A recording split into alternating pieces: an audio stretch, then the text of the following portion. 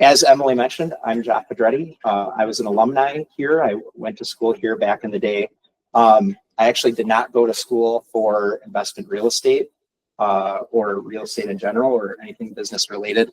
I was about 3 classes and 9 credits short of business minor.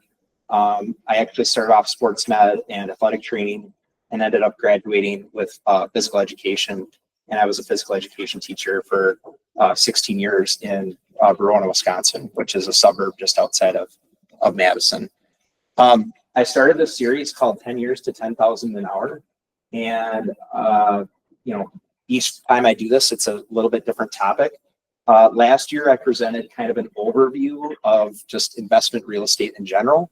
And just out of curiosity, how many of you were here for that last year? Okay, like a handful. So everybody else is like brand new. You definitely don't need to have attended that first one to get something out of this. This is just like a very practical way to starting investment real estate, in my opinion. So, okay, so how did I come up with 10 years to 10K?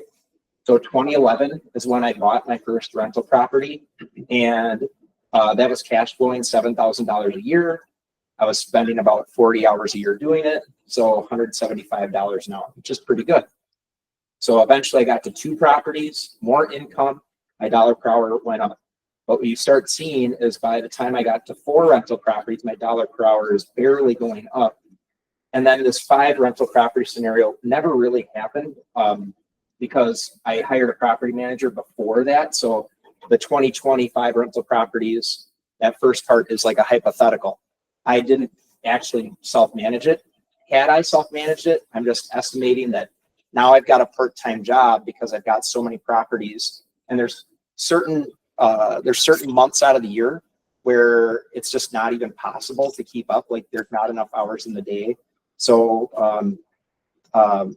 in downtown Madison, rental turnover for the student area is mid-August. So it's like a big move out on August 14th, and it's a big move in August 15th. Not that all of my units are downtown, but a lot of them are. And so it's just not possible to actually, there's just not enough hours in the day.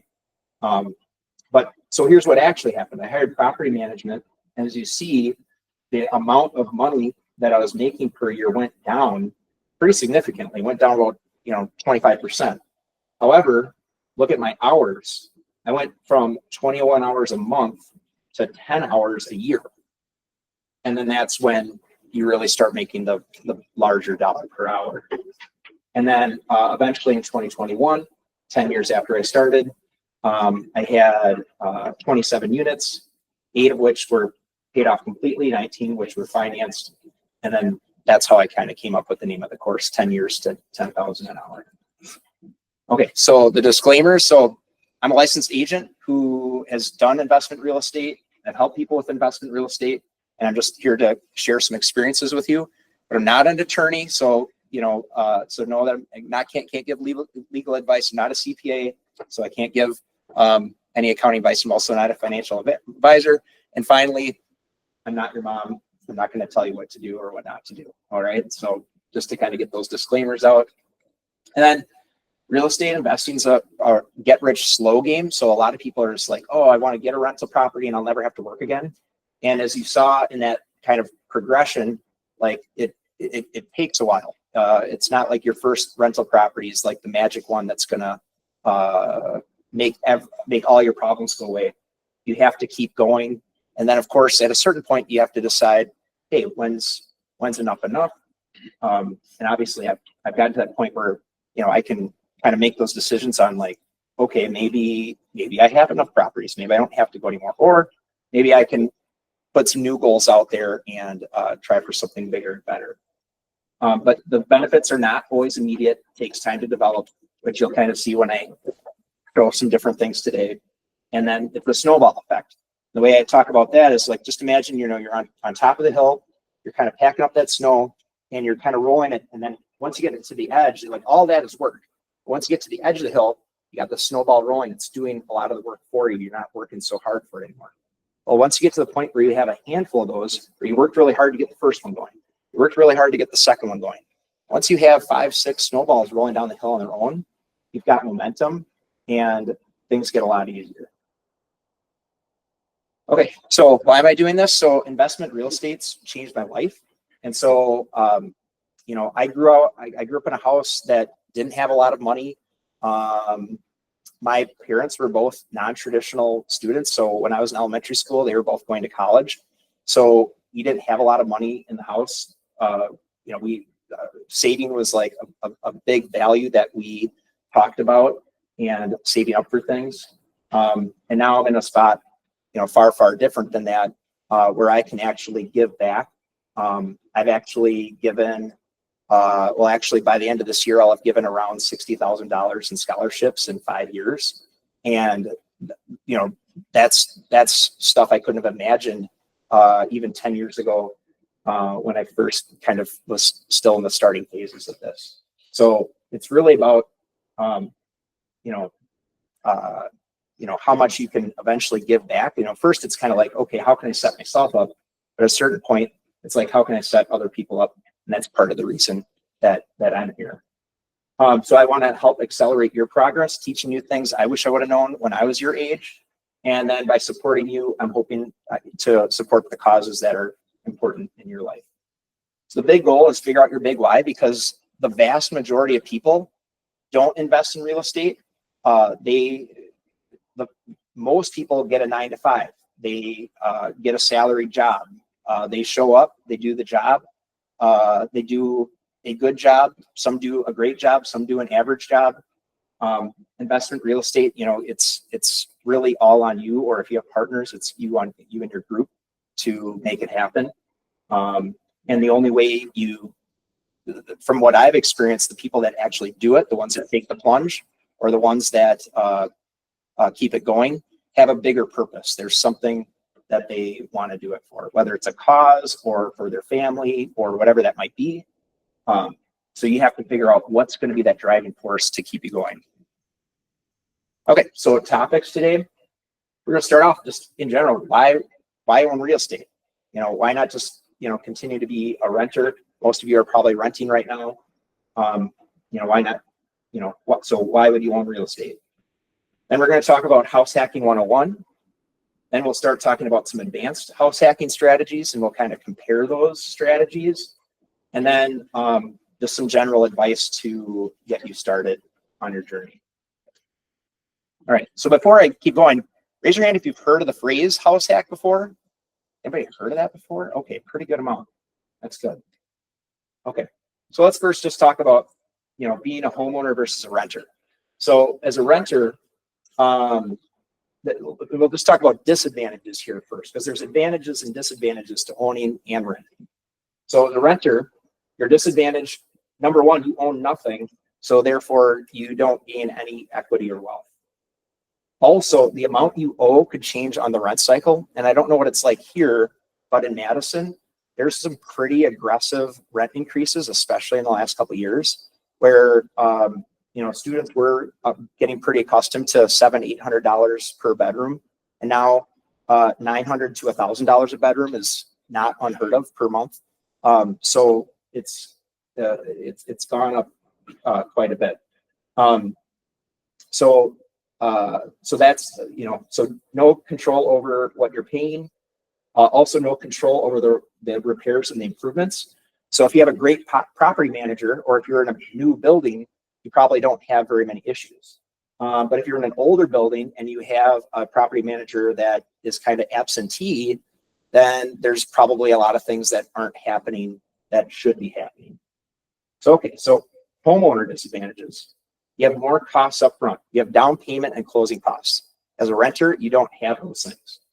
You own it, therefore you're now responsible for anything. You can't just call somebody up and say, hey, my sink is clogged, or hey, you know, there's a leak here. You know, you gotta call someone to fix those problems for you now. And then if you have a major life change and your current place doesn't work anymore, you would probably have to sell. You might not have to sell, but most likely you might have to sell, and then there's some costs involved in that sale. So those are the disadvantages on both sides. So what are the advantages? So as a renter, typically most people get a 12-month lease.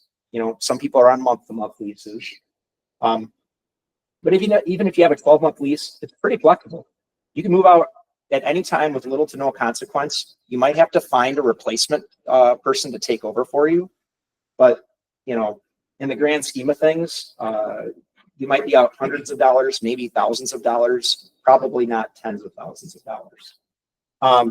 Low startup cost and usually lower than down payment in the short run. So in the short run, there is likely some cost savings. And then, of course, no maintenance costs, or at least hopefully you're not putting money into the apartment that you own.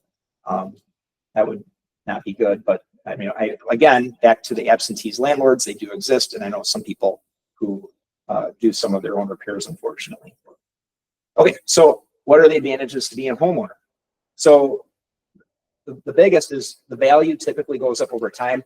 So you do now have the ability to grow your equity and grow your wealth. You're paying down the principal with each payment. So like when, you know, let's say you have a $2,000 a month mortgage payment, you know, in the beginning stages, a lot of that's going to the bank in the form of interest, but some of it's going back to you. It's paying off your debt. So at the end of the year, you probably have thousands of dollars worth of debt that you've paid off that, you know, it doesn't feel awesome because it's not money in your bank, but it is money in your house that you own. So, so it is there. It's just not, you know, it's not showing on your bank statement. And then you've got control over the repairs and the improvements. You can do it. You can do what you want when you want. You don't have to get somebody's permission. The only exception is if you're in, you know, some HOA that has really strict provisions on certain things, like maybe they don't allow fences and you really want a fence. You want to change the color of your siding from yellow to red. Maybe that's, you know, like you need to get approval for that. But overall, the vast majority, you have control over the rents and improvements. And then you have control over your payment, your monthly payment. Your lender can't say, you know what, we locked you in for a 6% interest rate, and but rates now are like 8%. So we're going to need some more money. They can't do that. If you lock a 6%, you're locked at 6%. If the interest rate goes down, you can actually refinance down to a better interest rate. But if the interest rate goes up, and that's kind of where a lot of people, a lot of homeowners in our country are right now, they got interest rates when they were like 3.5%, and they get to keep that, even though interest rates are much higher now. That's a really powerful tool for a homeowner that the renter doesn't get to take advantage of. Okay. So I also want to talk about home buying myths. So there's certain things that people, I mean, I run into people that are well established into their careers, very smart people, professionals that make, you know, very good money, very smart people. And all these home buying myths I've heard those people say. And one of them is, well, I can't buy yet because I need a 20% down payment. You don't need a 25 or 20% down payment. Most of the buyers that me and my real estate team work with put 5 to 10% down, and some will put as low as 3% down in a conventional loan. So you don't need nearly as much money as you might think. Now, obviously, there's some closing costs too, which can be about another 1, maybe 2% the purchase price. So you have to keep that in mind too. Like, well, I've got exactly enough for 5% down on the house I want. Well, you might need a little bit more than that. There's also 5 or 3.5% FHA down payment options. So FHA is a government loan option, and there's some advantages and disadvantages to using it. And again, you know, I'm not a lender either. So like if you're ever moving forward with this, you'd want to talk to a lender to see what's the best option for you. But again, like a lot of people use that FHA loan. There's some even 0% options out there. VA. So if you're in the military, you can take a VA loan. It's 0% down. It's an incredibly good deal that our veterans get. So if you are active service or if you were in the military, you have access to that loan. WIDA is like a state bond program. There's people that will use that as a loan option, and USDA, it's got to be rural. And so the property address has to qualify. But if you plan on like, hey, I want to live on like multiple acres of land out, it might not even have to be multiple acres of land. I've seen people use USDA on a half acre of land. It was just far enough out of the town that it qualified. So those are all options. And then every year there's something that, like the lenders, they want you to buy. So every year there's something out there where they're like trying to incentivize buyers to get in. So long story short, you do not need a 20% down payment. So the other is it'll cost less to rent than it will to own. And that's true, likely true in the short run. But in the long run, you can't beat a 30-year fixed. And I'll give you some examples of that. Like, for example, like right now, a single family house in Madison, just kind of a standard single family house in Madison, probably will rent around $3,000 a month. But if you bought that same house and had a mortgage and property tax and insurance and all your monthly costs, you're probably actually $3,600 a month. Well, it depends on your down payment too. Obviously, if you put a large down payment, if you put, most people don't do this, but if you just bought that cash, all you have is the property taxes and the insurance, and it's very minimal. But most people put, like I said, put a 5 to 10% down payment. And even if you put the 20% down payment, you're probably still paying more per month than it would cost to rent. But again, you got to remember, you got a 30-year fixed, you're paying $3,500 this year and next year and the next year and the next year and the next year. You're basically locked in at 2024 prices right now, where if you look at inflation over time, it just kind of keeps going up. So the person that's renting at $3,000 this year is probably $3,100 next year, $3,200, $3,300, $3,400, eventually $4,000, eventually $5,000, eventually $6,000. So if you look ahead 10, 15, 20 years, the owner comes out way, way ahead. Plus, as we already talked about, they actually own the property. So there's a lot of advantage there. You also have to consider the principal pay down. So again, it depends on the down payment. It depends on the interest rate. But from what I've seen, anywhere between $4,000 to $6,000 in the first year, and it gradually goes up because each year you pay a little bit less interest, and that means you pay a little bit more of the principal down. So every year it just goes up a little bit of how much you're putting back into the property. And then of course, when interest rates go down, your monthly payment goes down when you refinance. So you do have to pay for that refinance, but a lot of the lenders, they want you to refinance. They make money when you refinance. There's like some closing costs involved. Title company also makes a little bit of money. You just have to ask, you don't want to like, oh, it dropped like 1/10 of a point, time to refinance. No, you want a more significant drop. But, depending on where it's at, a 0.5%, that might be enough where you're like, okay, I pay the refinance and I'm at break even at 9 months. Maybe that's worth it to you. Or maybe at a 0.5% interest rate drop, you're at break even where your closing costs and your the monthly payment is at 3 months. Well, now that makes a ton of sense. You'd be crazy to not refinance. Most of the refinances I've done, I've been at break even by 12 months or less. But again, a good lender will talk you through all that. Okay, so here's another one I got. Well, I got to pay off my student loans. I got to pay off all my debt. I got a car loan. I got this loan, whatever it might be. So debt to income ratio is one factor in getting qualified for a loan, but it's not the only factor.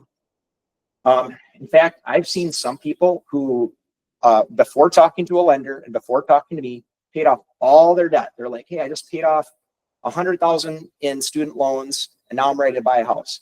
But they have so little for a down payment that now they're putting 3% down, where if they would have paid off a decent chunk of that, but not all of it, they could have had a 5% down. Well, when you have 5% down, your interest rate is a little bit better than the 3% person. So you might actually qualify for a better house or qualify for a better interest rate by not paying on all of your debt. So, so that's why I have, again, a good lender will advise you on what to do. And so, and I have one lender that I really like working with. He took one group, they were not qualified. They applied, and he's like, you're not qualified right now. However, if you pay off, he's like, if every utility bill you pay on time for the next 6 months, don't miss any, like just put on auto payments so you don't miss any payments. And then pay off this credit card by exactly this much, pay off this credit card by this much, and pay off your student loans over here by this much. If you do that, in 6 months, you're going to qualify. 6 months later, they reapplied, and we got them a duplex with the 3.5% FHA financing, which, you know, going back to the equity piece, doubled in value in 3 years. So like with only a 3%, you know, so think of the return on investment on that. They put I don't know, probably 15,000 down, and then it improved in value by $200,000. Like, you know, that's just unheard of. You know, that's a really good investment. Okay, so hey, I need to have a job for longer in order to qualify. If you could not even be at your start date yet. If you just simply have an offer letter saying, hey, you start within the next 2 months, a lender will qualify you. Why? Because if you got an accepted offer today, you know, today's mid-November. Let's say your start date isn't until January 1st, and you get qualified. You get an accepted offer today. You close middle of December. Your first mortgage payment isn't even coming January 1st. Typically they come after you've been there a full month. So your first mortgage payment isn't coming until February 1st. So the lender, of course, is like, oh, you have a job that starts January 1st and you're going to start getting checks by mid-January. Yeah, we'll qualify you because we know that you're going to have checks coming in, and by your first mortgage payment on February 1st, you're going to be able to pay us. Now, if you have a career that's largely or fully based on commission, like, you know, like I currently am with real estate, then typically they do want a little bit longer track record with that. Some lenders want 2 years tax returns. I've seen some that'll do it for less. But again, you just have to find a lender that can do the options that work for you. But even if you don't qualify on your own, if you have a parent, a family member, business partner, or somebody that will co-sign with you, and they're willing to basically put their name on the line with you, as long as they qualify, you can get that loan. So just know that that's another option out there too. If you're willing to do that, and of course, the bigger is they'd have to be willing to do that. But that's something that you can do. So, okay, so long story short, don't assume that you have to wait. Talk to a lender, talk to a real estate agent that has access to good lenders, and they'll let you know what you can do. Okay, so house hacking, over half of you had your hands up, but in case you don't know what house hacking looks like, essentially you purchase the property, you find roommates, your roommates get the benefits of renting, because there were some benefits that we talked about before, there's some advantages, and you get the benefits of home ownership with the assistance from them on the monthly payment. Okay, so I'm going to give you several examples. House hacking 101 is single family. So these numbers aren't going to look very good, but you have to remember, let's just say you finish school, you get your first job offer, you're making pretty good money, you qualify for a $400,000 house on your own. You don't need they're not telling you, hey, you need extra income or you need money coming in. Anything that comes in to help you out is just money in your pocket, right? So you got to keep that in mind in the scenario. So in Madison, the average home in Madison right now is actually over $500,000. But you can still get a pretty nice house for $400,000 in Madison. So that's kind of what I ran this off of. And I also ran it off of the interest rate at the time that I was putting these slides together, which is 6.75. Obviously, rates change daily. So, but for the purpose of this, and we're saying, okay, 3% down payment. Okay, so now if that's your mortgage payment, $25.16 a month, now we have to add those additional expenses in. Okay, you also have to pay your property taxes at the year. You got your insurance and then PMI. Just raise your hand if you know what PMI is. Okay, a few people. So PMI is private mortgage insurance, and basically what that is if you don't put 20, if you put 20% or more down, you don't have to pay it. So again, that goes back to, oh, I got to have 20% down. No, you only have to have 20% down so that you don't have PMI. But PMI goes away. It's not permanent.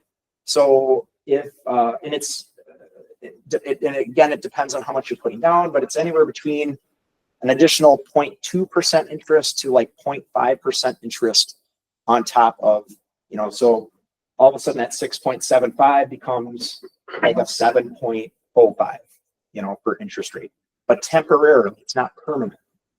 And basically the bank sees it as a slight risk that that consumer doesn't have a 20% equity in their home. So they're going to charge just a little bit more for it. That's what PMI is. So with all that together, their actual monthly payment is $33.58, which, going back to the scenario I was talking before, that's more than what it would cost to rent that same house in Madison, probably by several $100s a month. Okay, so for purposes of house hacking, though, you find 3 roommates, they pay $700 each for their room, plus maybe they pay their part of the utilities. So now you got $2,100 coming in. So you've got $1,258 a month is your part to pay after all that money comes in. All right, so how does this benefit the roommate? Well, they're paying $700 a month. They've got a shared bath because it's the scenario was a 4-bed, 2-bath. They're still sharing a bathroom with somebody, and they're probably in a pretty nice house. Like I said, $400,000 in Madison is is typically a pretty decent house. They would pay if they did a 1-bed, 1-bath for a similar area. They're probably paying at least $1,100 a month, maybe more. For a studio, they're paying $900 a month, or they could get like a 2-bed, 1-bath apartment and pay $750 a month. But now they got someone above them, below them, and it's probably not as nice as your house would be. So, yeah, they have a place in different conditions. No one living above or below them.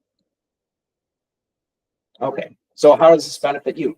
Your part is, just over $1,200 a month, which is almost double what they're paying. So that part doesn't seem awesome. However, your debt in this scenario I just put at that price, that interest rate, that down payment, you're paying off your debt $4,000 per year, which is building you equity of about $330 to $400 per month. Like I said, each month gets gradually better. So that's why it's a range. By year 4, you're doing $5,000 a year. By year 7, $6,000 a year. So every year you're gaining more equity in terms of paying off the principal. But here's the big one. In Dane County, home values typically go up 3 to 6% a year. We've had some years where we've gone up 10, 12. There was a couple of really good years. You can't expect that, though.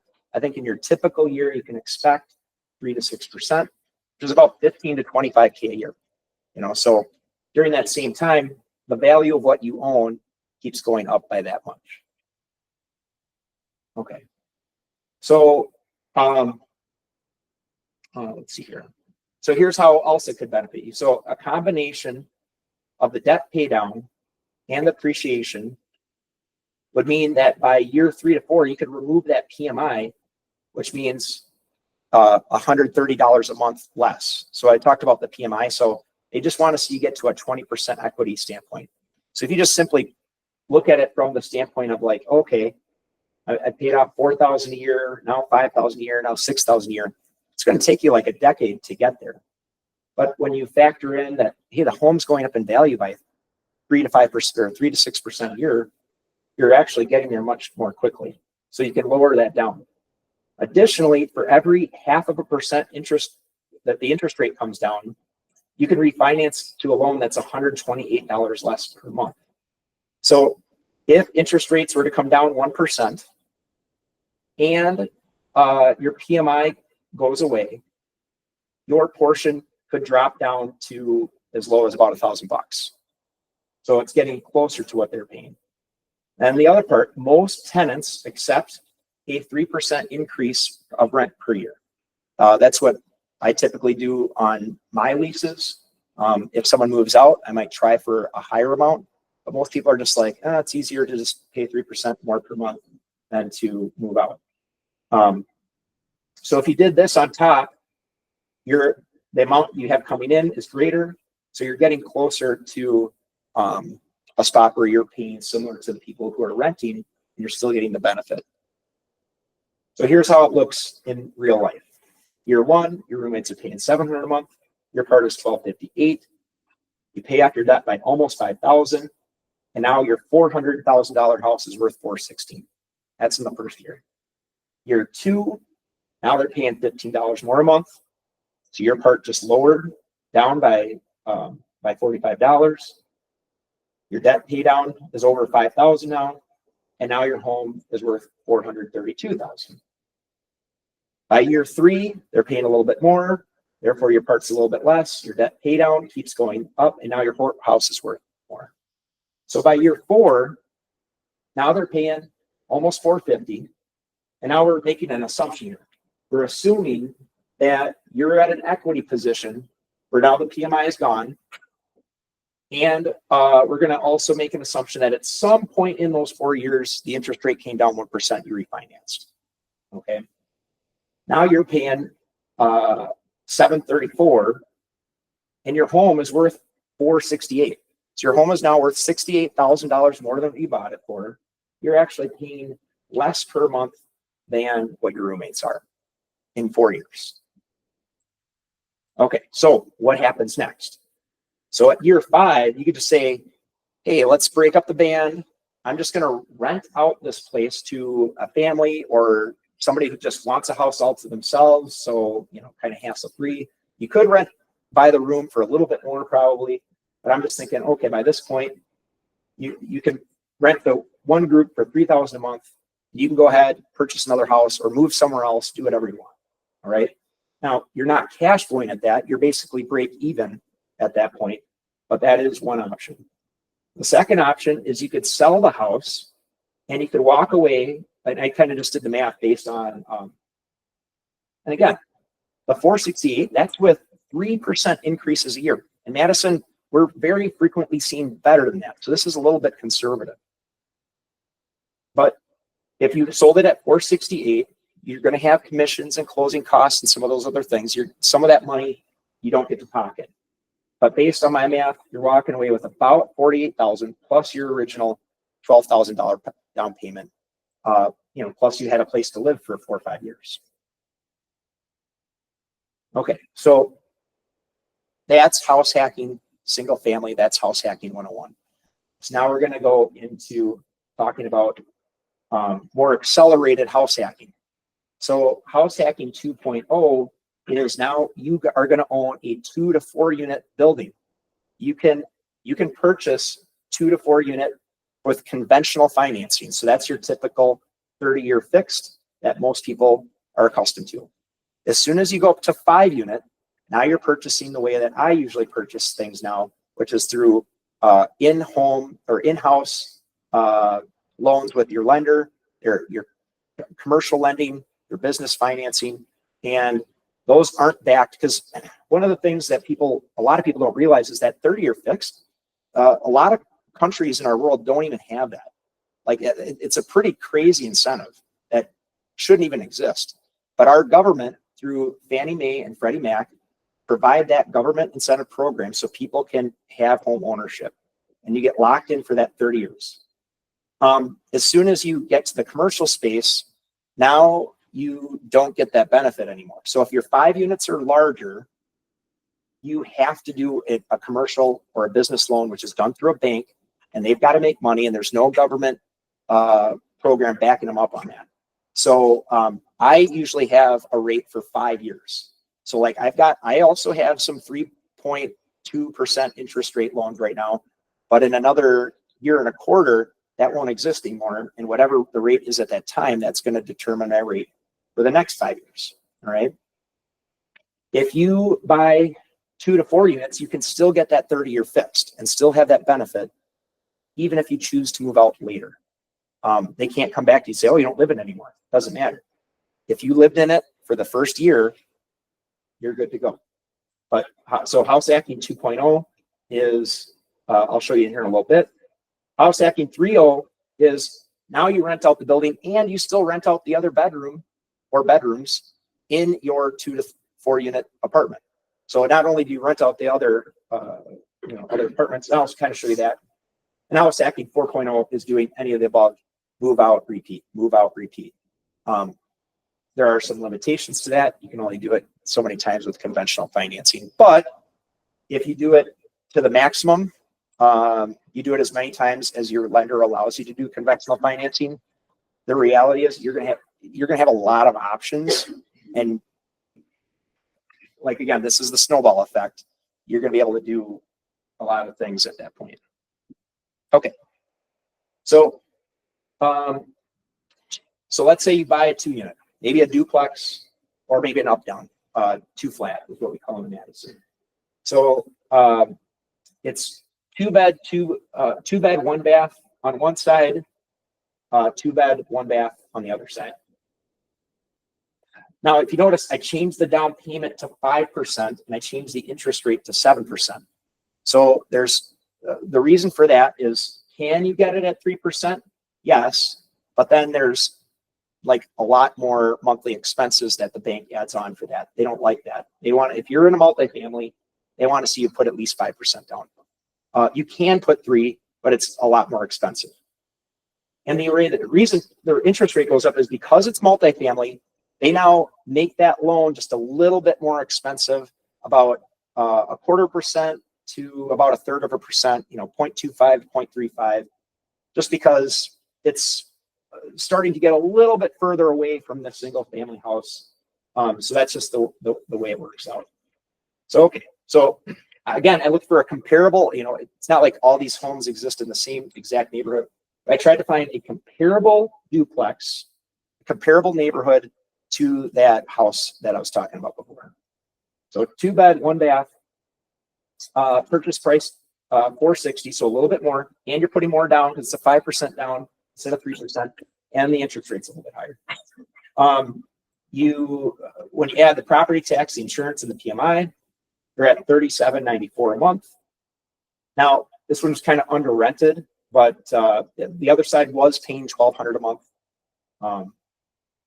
So your part would be $25.94, which is not ideal, but we'll kind of show this over time. So again, the $1,200 is under market. For that first year, you're paying more, but you're paying off the debt by about $4,400, and the duplex goes up in value. So now it's $474. And then you'll see, okay, now we bring that other side up to market. Probably should be renting at closer to $1,600 a month. And now your part is $21.94. You keep your debt pay down goes up, the property keeps going up in value. Year 3, same thing. The other side's paying more. You just gave that 3% interest or increase. So now the part that you have to pay out of pocket goes down. You're paying off more debt, and now your property is worth $500K. And then year 4, the same scenario, but now again, same thing. Your PMI likely has gone away at this point. Your property has improved in value enough that you get rid of that PMI payment, which is saving you, I can't remember exactly how much now off the top of my head, but probably somewhere between $150 to $160 a month less. We're also going to assume at some point in this scenario, the interest rate dropped 1%. So now you're paying $1,664 a month. Okay. So quite a bit less. In fact, now, if you see, you're now paying less than the other side. But you own it. You got to take advantage of the benefit of the fact that it's gone up by over $50,000, and that you've been tucking away, 4,000, almost 5,000, a little over 5,000, and now almost 5,500 over the course of those first 4 years. That's equity that you have in your, invested in your house. Okay. So we're going to go over those same two options again. So again, option one is you move out, rent both sides for $1,690 to $1,700, and you keep letting the property go up in value. You keep letting them pay off your principal, and you're building equity in two ways. You're not really cash flowing. You're basically breaking even, not too much different than the single family house scenario. Or you could sell it, and after closing cost commissions, you take $40,000 plus your original $23,000 down payment. Okay, so now let's look at this with a 4-unit. So now let's just say you buy, I do not remember these here, like La Crosse, I lived in a 4-unit when I went here, but in Madison, there's like a lot of brick 4 squares. That's kind of more typical 4-unit. But, just kind of running that scenario. Let's say this is, and all these examples are, I looked for a sale in the last 6 months, and then I was just like, oh, this is something somebody bought earlier this year for this price. So there's a 4-bed, 2-bed, 2-bath apartment, which is at $600,000, which is not bad. I was like, oh, it's not a bad price for that one. So the mortgage, almost $4,800 a month. And again, you have that 5% down and the 7% interest rate, same as the duplex. All right. You could do 3% down, but then the interest rate's quite a bit higher. 5%, it's just a little bit higher. So again, you have the property tax, the insurance, and the PMI. So all together, you're at just over $5,100 a month. So here's what's awesome though about a 4-unit is you have 3 other units paying you to be there. So you've got $1,350 each. So total, you have over $4,000 a month coming in from the other units. So your part is only $1,067. So right out of the gates, you are paying less than everybody else in that place. You are the lowest. You're the lowest paying tenant in the building. Okay, and then just like the other scenarios, the other units pay $1,350, then $1,390, then $1,400. And as they pay more, your part goes down. Eventually, all the way down to $707 a month. Now here's the difference. I only increased the property value by 2%. Why did I only do 2%?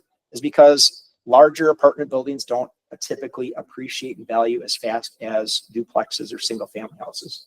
So that's the downside of 4-unit. The obvious upside is you are actually paying less than everybody else in that building's paying. That's the huge benefit. Now, again, the 2% is just kind of a number I threw out there. If single family houses are going up 8%, then these are probably going up 4 or 5%.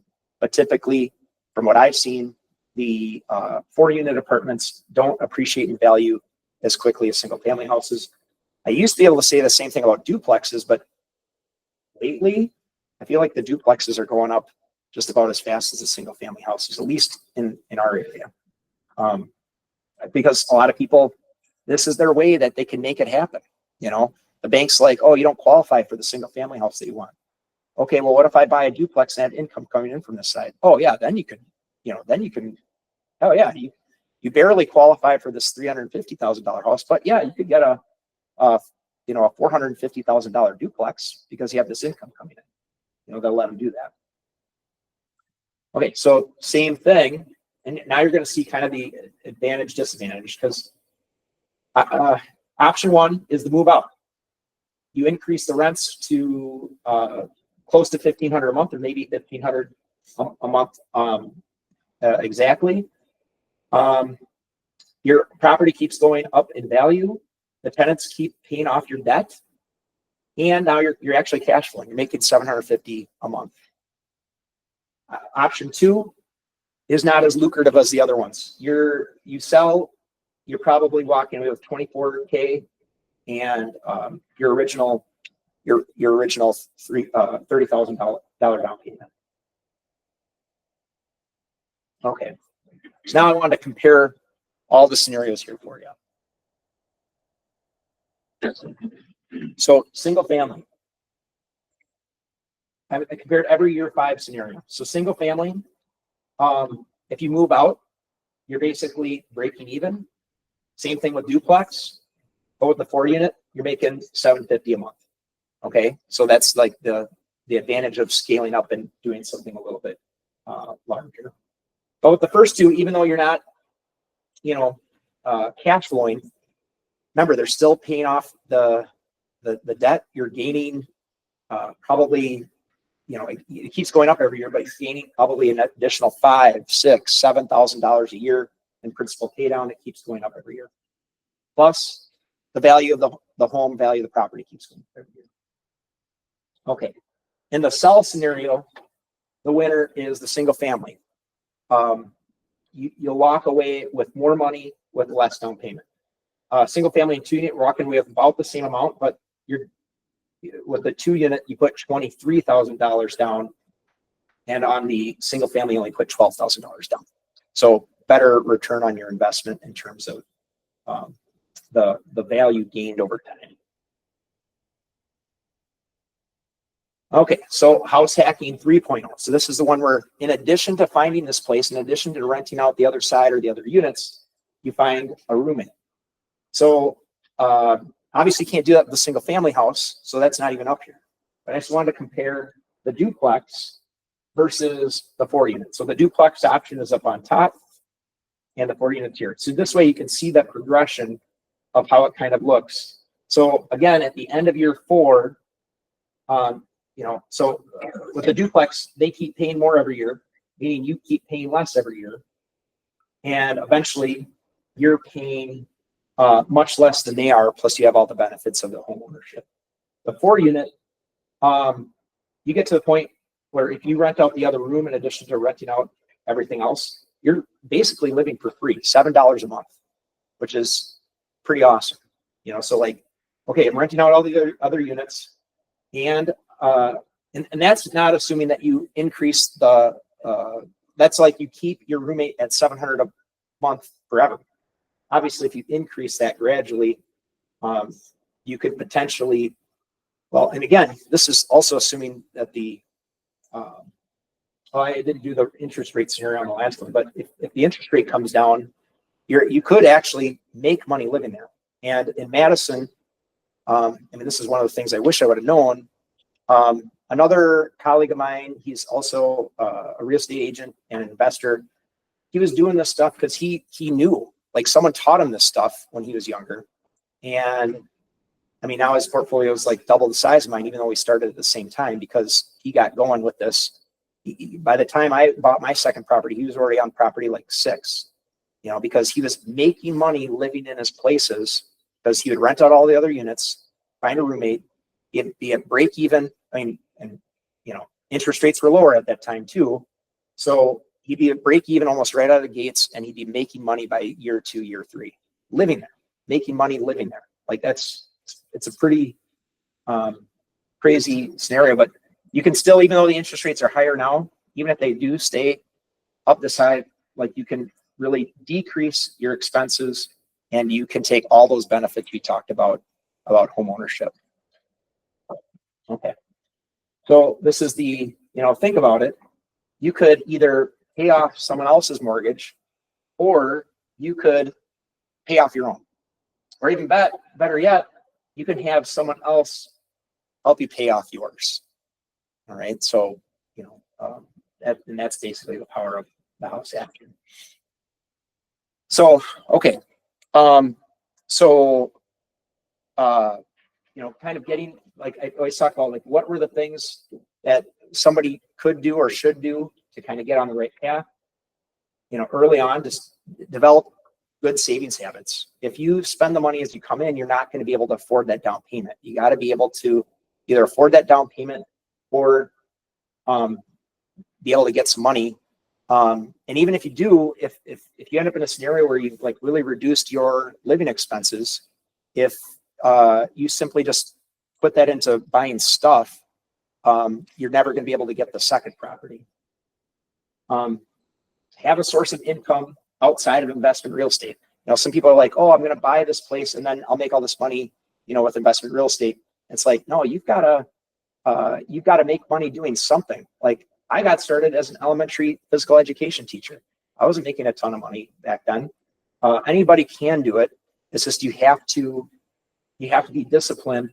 People think that that's like a dirty word, but the reality is, you know, you making some sacrifices now could lead to, a lot of freedom in your life later on. So it's like, you know, do you want that discomfort now or do you want it later? If you take it now, you can have a lot of comfort later on. And then, you know, think outside the box. And then at all times, ignore the noise. Every stage of the way, when I was buying property, no matter 2011, everybody was like, are you nuts?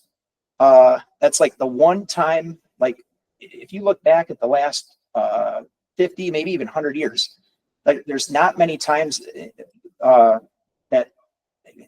the last 50 years, that's like the only time where home values actually went down physically.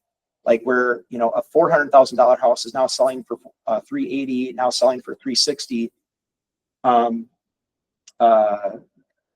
You know, that happens extremely rarely. Might not happen again in my lifetime. Might not happen again in your lifetime.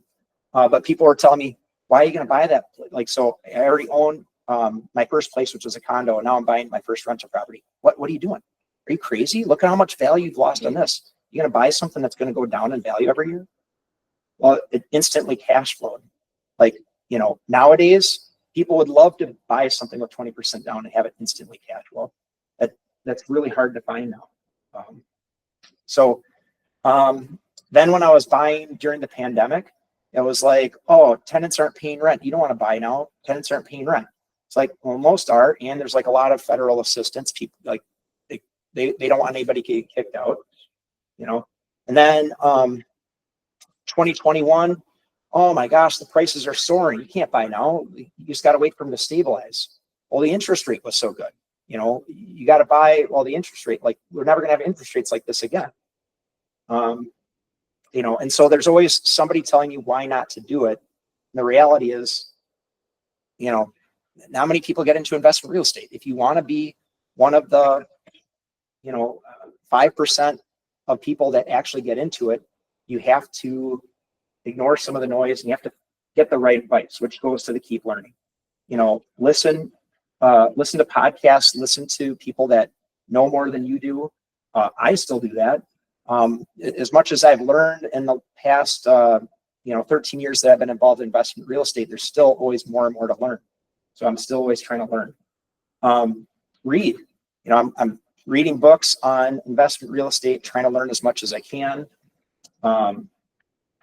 Do your research, and then, you know, just if someone kind of challenges you, like, challenge back. Say, okay, hey, well, this is what I'm seeing. This is what I'm hearing.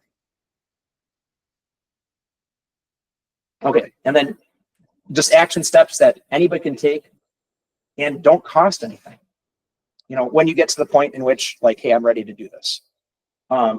Interview and hire a real estate agent or team that has experience with investment real estate. Ideally, a person that actually owns some themselves. In my opinion, that's a really important question. I see people in my office that help people with investment real estate who don't own any investment real estate. Well, it's harder to guide somebody to do something that you've never done. I'd rather, years back, I did an Ironman triathlon. I wanted to have someone coach me that had actually done it before. I didn't want someone coach me who had never done a triathlon before. So, you want to have someone help you that knows what they're doing. And as I've already mentioned plenty of times, talk to a lender and discuss options, see what works best for you. And if that agent's good, they're going to have a good lender for you. Get an MLS search set up, and then start analyzing properties and having discussions with your agents. Writing an offer doesn't even cost money. It doesn't cost any money until close day. That's when you got to have a check ready. Other action steps. Read mindset books like Rich Dad Poor Dad. Raise your hand if you've read that book already. Okay, good. Pretty decent amount of people. So I didn't read that until well into my adult. Like I didn't even know that book existed when I was in college. But I'll tell you what. When I read that book, it was just so powerful because it's just really simple stuff. And it's just like really gets your brain thinking differently. And then he's got another, well, he's got actually multiple books, but I've also read Cash Flow Quadrant. That's also a very good book on less about real estate, more about business and investing in general. Also a good book.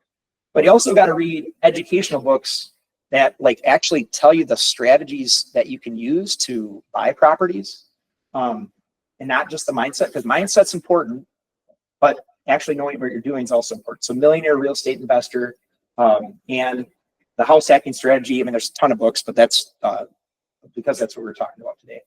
Listen to the podcast. I like listening to the David Green Show and the Bigger Pockets podcast, although Bigger Pockets podcast is now has a ton of sponsorships. So I think a lot of their content from years back was extraordinarily good. Some of their content now is still very good, but you got to keep in mind that they are like a lot of their stuff is heavily sponsored. And then watch for properties in your areas. You can use real estate apps, even if you're not on an MLS search with an agent, and just start seeing what stuff is selling for, analyze properties, and you can do all that. All right, and then this is how you can track me down. You can find me on LinkedIn just by searching my name. My Instagram, my personal Instagram is right there, Joff Pedretti. And then my team, my real estate team is at Opportunity Team WI. And then our YouTube, which if this video works, I'll get this posted on YouTube eventually. And that's at Opportunity Team WI as well. While we're doing that, any questions from anybody? Yeah. What's the demographic of the people in your scenarios that were like you were renting to in the house hacking one? Like at least like around here, the prices seemed really expensive for like college students. So is that like people who have full-time jobs and just like? So yeah, I know everything was based off of Madison. So again, the college student housing in Madison is actually higher than that. Like if you're renting like let's say you're renting a 5-bed, 2-bath house in Madison. And this is where like, you know, your tuition here is probably not a ton less than UW-Madison. Your housing is extremely less. So 5-bed, 2-bath house in Madison, I would say everybody in there is probably paying at least $800 per bedroom. Possibly, depending on how nice it is or how good the location is, possibly $1,000 per bedroom is where things are at right now. So all these, like those, all those locations were near east or near west Madison locations. So it would be like, hey, you know, we just finished school. I'm going to buy a house. Let's just keep being roommates. And if you need to fill a spot, you know, start having friends ask around, see if they know anybody, or, you know, put something on social media that you're looking for a roommate. So basically that was it. But all of those different, all the different pricing I came up with, that was all based off of Madison. So going back to, you know, how does this benefit them? You know, them paying $700 bedroom in Madison is actually less expensive than any other scenario that they could do, unless they have a friend that's so nice to them that they'll just let them stay there, or they're living with, you know, parents or something like that. They're just staying for free. But so what that would look like in La Crosse, I honestly don't know the market here well enough to know what that would look like here. But in Madison, $700 a bedroom is actually pretty affordable. Yeah. Just for people like looking around here, just so I know he's running off different numbers, but you could probably get. I have a place on the south side that I'm renting up by. That's about $500 to $600 a month. For people who run numbers, things like that. Okay, 500 to 600. Yeah. Honestly, it wasn't. Yeah, it wasn't super long ago that you'd be doing that in Madison too. But you know, pandemic changed everything. You know, but yeah, definitely. You know, every region is going to have a different pricing. So that's why I just stuck with what what I knew when I used all Madison pricing. You know, same with the home values too, like 500 for a single family or 400 for a single family house, 460 for a duplex, you know, 600 for a 4 unit. I don't know what that looks like here. But I just kind of used what I knew as an example. But yeah. I was gonna say, do you usually rent out like college houses, or is it mostly like residential and stuff? And another question is like, would you recommend like a lot of partners, or just going by yourself when you like are looking at investment in real estate and stuff like that? So, okay, the first question was just what do I rent? I've got, so the first place I ever bought was student housing. It was over by St. Mary's Hospital in the Vilas neighborhood. So I don't know how familiar people are here with Madison, but it's, Vilas is about 50-50. Like some people like own it and live in it, and about half the houses are student rentals. And St. Mary's Hospital is like obviously right off of one of the main arteries of Madison, Park Street. And it was grad students, and I just kind of figured, oh, they'll always be grad students. That was the last group of grad students I ever had. It was all undergrads from there on out. It was actually, and I also thought I'd rent to a lot of students at UW-Madison, but I actually ended up renting mostly to Edgewood College students because it was right by the Arboretum. And so if you bike or moped, you can just like cut right through the Arboretum and you're right on Edgewood's campus. So I wasn't expecting that. But yeah, I mean, I also didn't know what I was doing at the time. I bought a fully renovated, an old house, but it was fully renovated. So new kitchen, new bathrooms, new flooring. You know, it was very nice. And the student demographic, a lot of the kids that go to Edgewood College tend to, you know, have a little bit more money. So I think I made my rents purposely higher than all the other 4-bedroom houses in the area because it was so nice. And I had that extra bathroom. A lot of them just were 4-bed, 1-bath, and mine was 4-bed, 2-bath. So I charged more for it, and did typically end up with Edgewood College students over UW. But after I sold that one and started buying other stuff like a little bit further away from campus, I still occasionally have grad students, but I usually have, well, some of mine are really far from campus. So those I usually get a single professional who can just simply afford to have a 2-bed, 1-bath to themselves. They use one as an office, or you know, a small family. But like all my stuff that's like near downtown but away from the student area, it's like the scenario I just said. It's like, you know, hey, let's just, you know, we lived in this 5-bedroom house. These 3 people are sticking around Madison. Let's go get a 3-unit. Let's get a 3-bed, 1-bath on the Isthmus, and we're still really close to downtown, and we could still, you know, and the cost goes way down. You know, like they probably go from paying $900 to $1,000 a bedroom down to paying closer to you know, $700 a bedroom. So it works out better. But yeah. Yeah. Any other questions? When did you decide to switch from being a teacher to a full-time professional real estate? So, well, so in 2011, there was like a lot of stuff going on politically where all of a sudden, and you know, and I don't feel like there's as much of it, not near as much of it now as there was back then, but it was almost like there was a lot of things going wrong in the country. And so like people were kind of looking at people that had careers or jobs where it felt like the safe bet because everybody else felt like very unstable. And so teachers became a target. And so all of a sudden it was like, you know, who's got it too good is those teachers, right? So, so there were some things that happened within our state that a lot of our collective bargaining went away that year. And then we got 3-year salary freezes, and we lost some benefits, which decreased our take-home pay pretty significantly. So at the time, I was making $50K a year as a teacher, which I mean is not super. You know, it's, you know, you don't get into teaching for the money. But all of a sudden, I had a $5,000 take-home pay. Like my salary was the same, but because there was benefits that were once paid for by the district that were no longer paid for the district, now had to be paid for, out of pocket by myself. The amount I took home every year went down by 5,000. So it was almost like a 10% pay decrease, and we were frozen for 3 years. And that's when I started thinking, okay, because everything I got paid, whether it was my actual teaching, my coaching, summer school, was all through the Verona Area School District.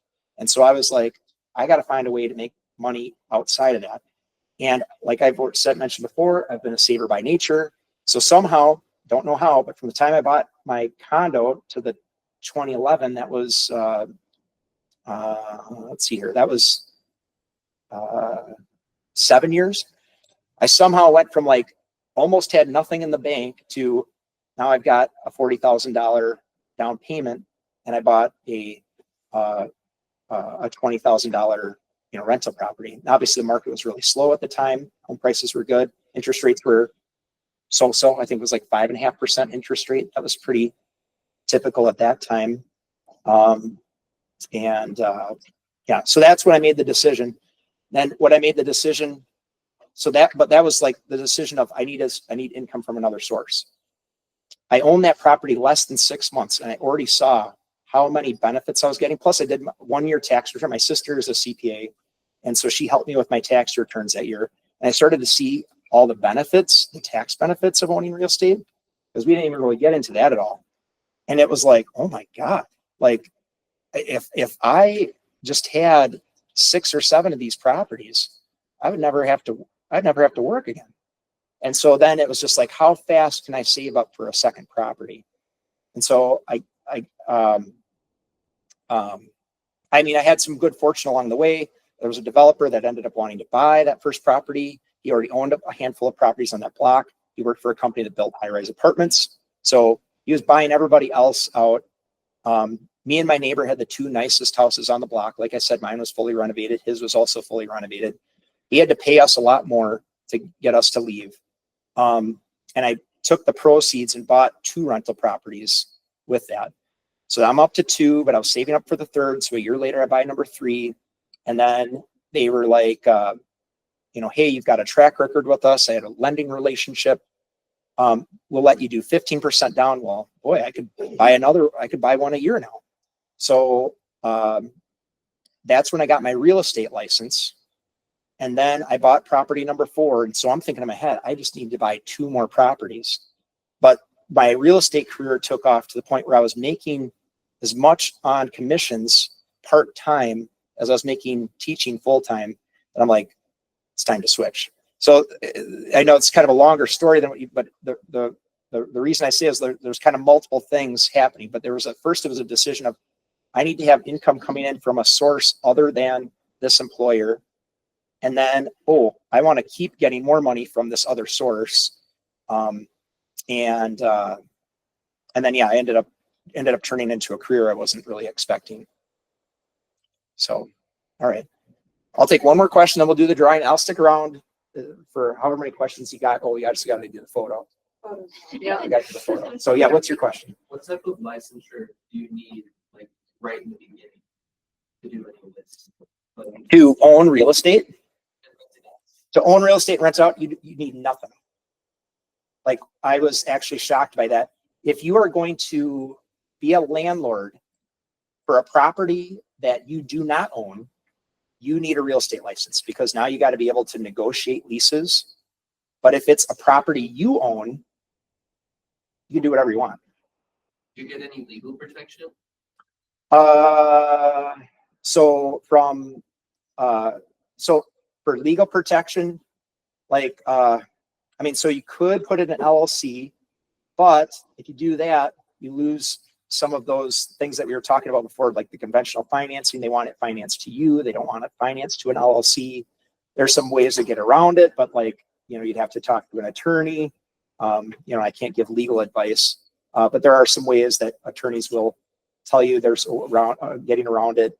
But as far as the legal protection, most of it is, 2 ways. One, having insurance that covers you for liability in case something happens to a tenant on your property. And then secondly, having everything clearly laid out in your lease, which you could have an attorney write for you, or in our area, we have an apartment association of South Central Wisconsin. You go to them for much less than an attorney, say, hey, can I have access, like, let me pay you money to have access to your leases, have access to your guidance. And, but those are the two major ways that you can protect yourself as the property owner from the tenants, is have good leases that are legal. And then, have enough insurance to cover you for those liabilities.